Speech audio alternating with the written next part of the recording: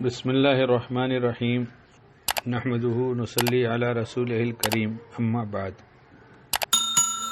اچھی بات جہاں سے مل جائے لے لینا چاہیے، اگر ہم کو کوئی ایسا نہیں ملتا جو اچھی باتیں بتا سکے تو بہت ساری کتابیں جس میں سب اچھی ہی باتیں لکھی ہیں مارکیٹ میں اویلیبل ہیں، ملتی ہیں، بہت آسانی سے ملتی ہیں، ضرور خریدنا چاہیے اور کسی اہل علم سے، کسی متقی پرہیزگار سے، کسی اللہ والے سے پوچھ کر کتاب پڑھنا چاہیے۔ اپنی سمجھ، اپنی طبیعت سے کوئی کتاب لانے کے بجائے کسی بڑے سے، سمجھدار سے جو علمی لائن کا ہو اس سے پوچھنا چاہیے کس کتاب سے ہمیں زیادہ نفع ہوگا۔ تو آپ کے حالات کو سمجھتے ہوئے جو کتاب بتائیں گے اسے پڑھیے، عمل کی نیت سے پڑھیے، اور ہمیں تو کتابوں سے بہت فائدہ ہوتا ہے، تھوڑا ہی سے صحیح، لیکن روز سوچتے ہیں کچھ پڑھ لیا کریں۔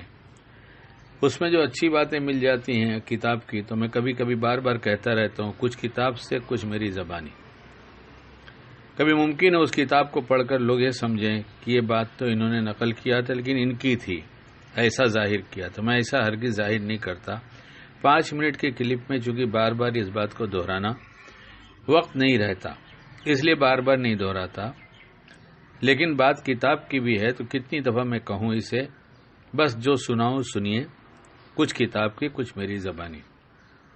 بہت سے لوگ بہت اداس رہتے ہیں، مسکرانا ان کے لیے بہت بڑی چیز ہے، بہت ہی بھاری چیز ہے، ان پہ بہت گراں ہوتا ہے مسکرانا۔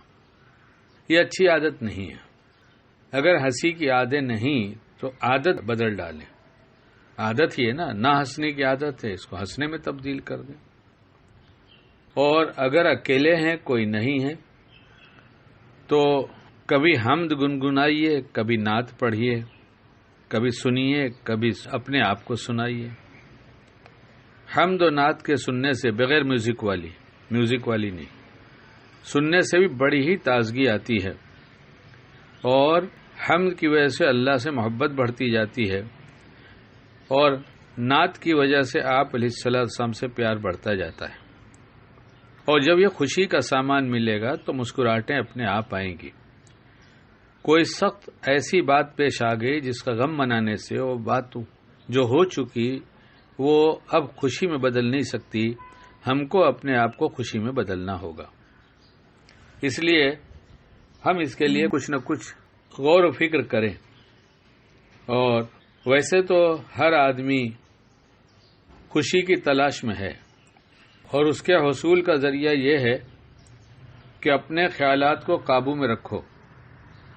مسرت کا انحصار بیرونی حالت پر نہیں بلکہ اندرونی حالت پر ہے۔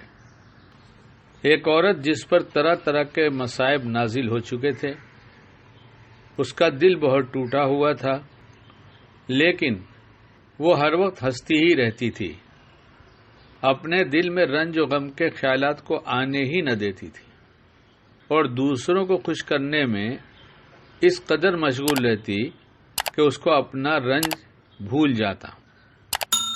فرماتے ہیں جہاز میں جب تک سوراخ نہ ہو جائے اس وقت تک سمندر کا پانی اس کو ڈبو نہیں سکتا۔ اسی طرح اگر اپنے دل و دماغ کے دروازے غلط خیالات سے، مایوس کن خیالات سے، جس سے آدمی ڈپریشن میں جاتا ہو اور سوائے پریشانیوں کو اور اس کے پاس کچھ نہ حاصل ہوتا ہو، ایسے دروازوں کو بند رکھے تاکہ اس کے پاس رنج آ نہ سکے اور وہ رنج میں ڈوب نہ سکے۔ اس لیے ہنسی خوشی، مسرت کا اظہار، کسی کی خوشی پر خوش ہونا اور خوش دلی کا خود اظہار کرتے رہنا، خود اپنے آپ کو خوشی کے انداز میں پیش کرنا، یہ سب بہت اچھی عادتیں ہیں۔